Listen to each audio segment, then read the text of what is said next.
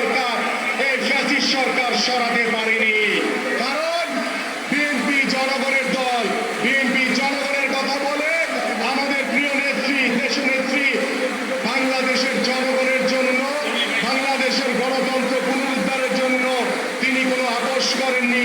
তিনি গণতন্ত্র পুনরুদ্ধারের জন্য মিথ্যা মামলা দীর্ঘ 6 বছর ধরে কারান্তরীণ অবস্থায় আজকে জীবন মৃত্যুর সন্ধিক্ষণে জীবন যাপন করছেন।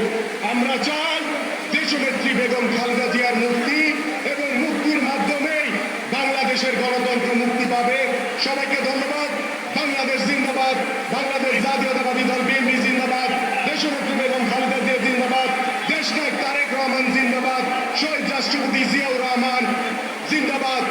বাংলাদেশের ভারপ্রাপ্ত চেয়ারম্যান, বিএনপির ভারপ্রাপ্ত চেয়ারম্যান দেশনায়ক তারেক রহমানের নেতৃত্বে বাংলাদেশ জাতীয়তাবাদী দলের সকল নেতৃবৃন্দ আজকে উজ্জীবিত, সুসংগঠিত, ঐক্যবদ্ধ রয়েছে। প্রিয় নেতৃবৃন্দ, ধন্যবাদ সবাইকে। আমাদের মাঝে মিছিল সহকারে উপস্থিত হয়েছেন মহানগর দক্ষিণ বিএনপির সাবেক সদস্য সচিব রফিকুল আলম মজনুর নেতৃত্বে নবীউল্লাহ নবী সহ যুগ্ম আহ্বায়ক বৃন্দ, সবাইকে আমি ধন্যবাদ জানাচ্ছি। এ পর্যায়ে বক্তব্য রাখার শ্রমিক দলের সুমন ভুইয়া এবং সবুজের নেতৃত্বে মিছিল আসছে, আমরা এবং মোস্তাফিজ কেন্দ্রীয় নেতা, তাকে ধন্যবাদ জানাই।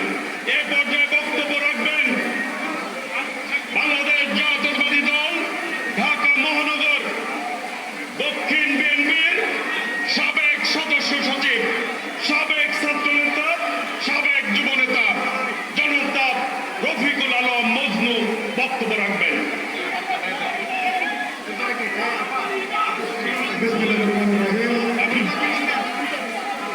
আমাদের সকলের প্রিয় নেত্রী, বাংলাদেশের সাবেক শপথ 3 বেলার প্রধানমন্ত্রী, আন্দোলন সংগ্রাম গণতন্ত্র স্বাধীনতা রক্ষা রতন্ত্র প্রহরী দেশনেত্রী বেগম খালেদা জিয়ার মুক্তির দাবিতে বিএনপির আজকের এই বিশাল সমাবেশের সংগ্রামী সভাপতি, ঢাকার সাবেক সফল মেয়র, সাবেক সফল মন্ত্রী, ঢাকা মহানগর বিএনপির সাবেক সফল আহ্বায়ক বীর মুক্তিযোদ্ধা জননেতা মির্জা আব্বাস, আমাদের মাঝে উপস্থিত আছেন বিএনপির সংগ্রামী মহাসচিব, সাবেক সফল মন্ত্রী, আন্দোলন সংগ্রামের পরীক্ষিত নেতা মির্জা ফখরুল ইসলাম আলমগীর সহ জাতীয় স্থায়ী কমিটির নেতৃবৃন্দ, কেন্দ্রীয় অঙ্গ সংগঠনের নেতৃবৃন্দ, মহানগরীর